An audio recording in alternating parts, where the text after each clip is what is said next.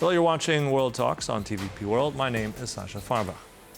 According to recent polling, shows support for compulsory military service in Poland has fallen below 40%. Now, although support had been much higher just a few months ago. Across Europe, governments are grappling with how to bolster national defense as security concerns rise.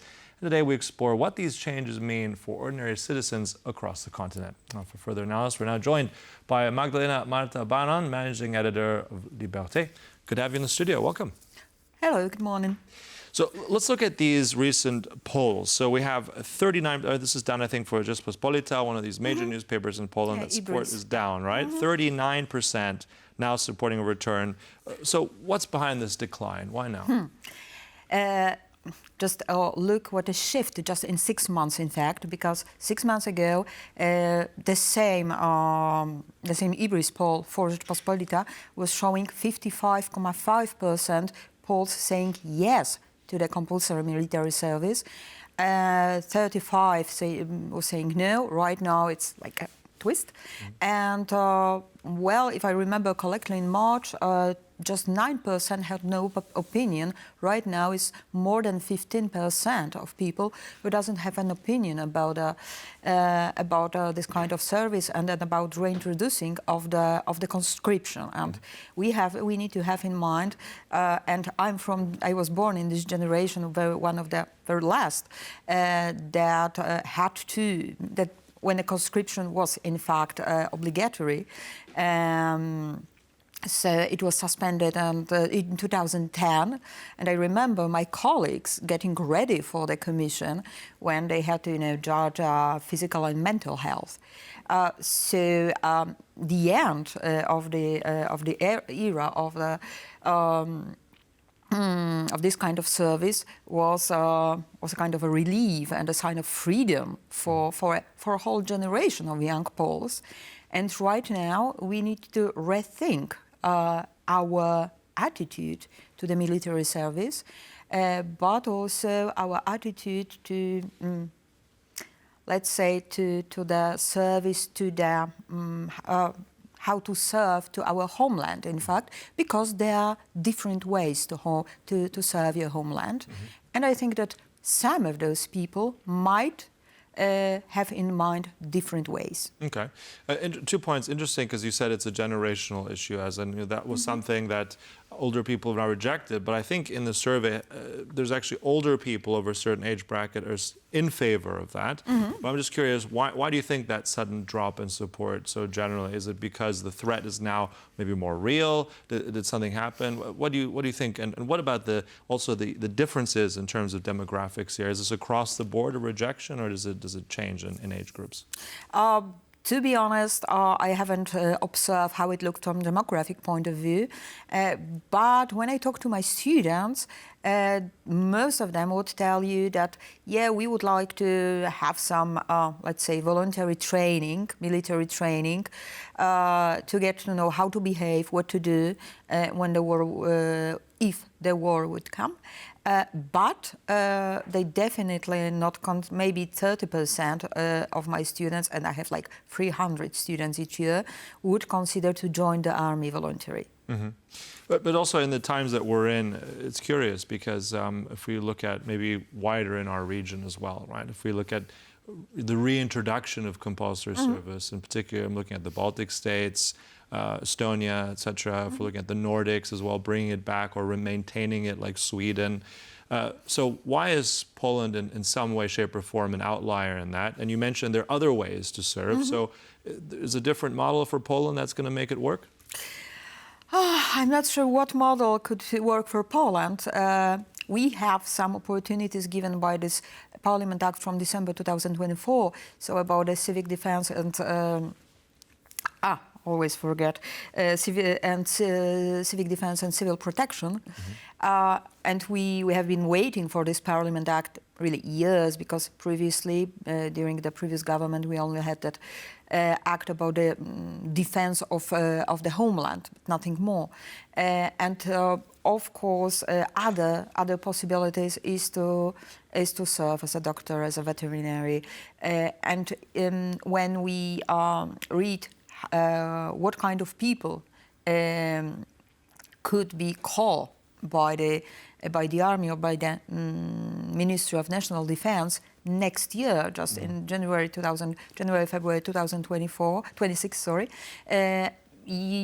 Among them, you'll find doctors, veterinary people, truck drivers, drone operators. So people who has specific skills that might be used during the war or in any other kind of a military service. And when we just look right now, and according to the Ministry of Defense, right now there are 20,000 people in a during the military that are acting the military training.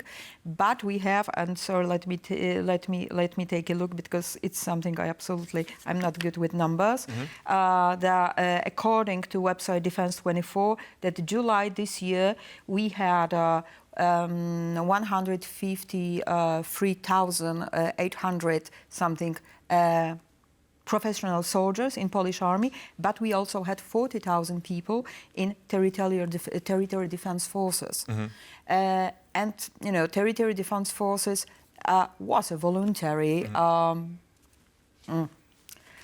let's say military service. Yeah. But it's interesting because there's been in the last few months, in the last couple of years, no stronger, let's say, country that's been increasing its military spending in NATO than Poland, right? We know that the threat is there. Poles know that through history as well.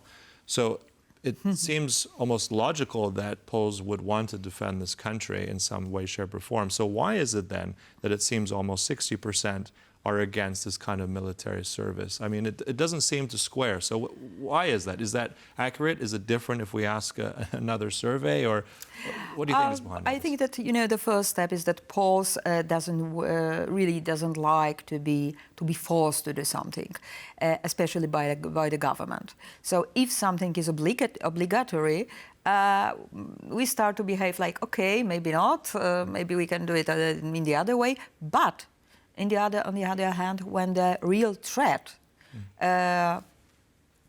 would knock to our door, I deeply believe that most of the citizens would stand and this and that or other way defend the country.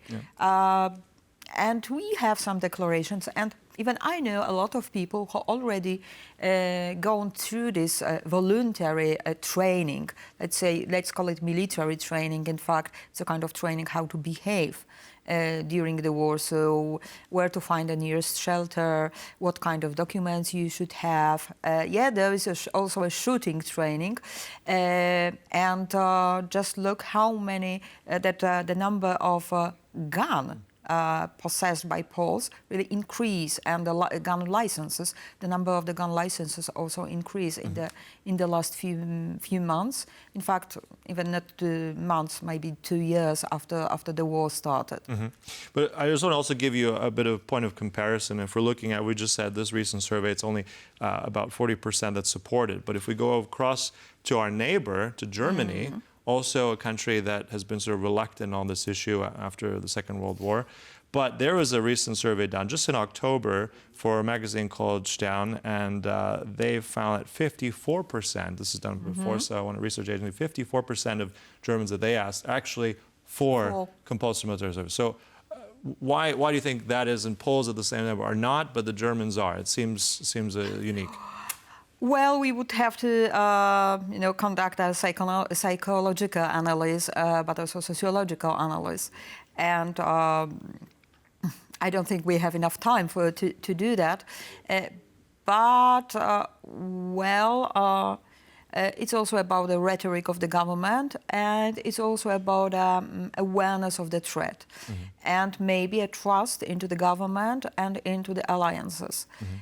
Please take a look even at the roots of the Eastern Shield. So we speak about ability or a power of our army, power of the strangers of our alliances, but also the power of the social resilience. And I think that to understand those numbers and the data, we should go deeper into the understanding and sense of the social resilience in both countries, because that would show us how citizens understand the threat and how do we feel with our countries, with our governments, and so on, so on. I'm also curious about the research made in Germany. Was it made in about the percentage of people from Eastern and Western Germany in the research? Because from what I read, the sense of social resilience and the understanding of threat is much different in those parts. Yeah, and I mean, there are lots to those findings, but generally I think one more point is that if you look at a younger audience, if we're looking at 18 to about 30, it does go against military service. So mirroring that, I think, in some way to Poland. But the final question then, I suppose, is all of that. If, let's say, the government were to push this ahead, how would that realistically work? Would citizens then eventually, I mean, they would have to do it, it's compulsory. Do you see that, just as we close, this kind of thing coming into effect into Poland the next 6 months or a year or so? No, even if the last in the last speech of the Ministry of the State of Security of the country, speech of the Ministry of the National Defense, Kosiniak-Kamysz said no, there's out of question. We're not going to introduce the compulsory service. All right, so that sounds quite final there, but we'll see. This topic will come up again, I'm sure. Look, thank you so much. Also, our guest here in the studio, Magdalena Marta Baran. Much appreciated. Thank you. Thank you. And thank you for watching. That concludes World Talks, but stay right here on TVP World for more news and commentary. Goodbye.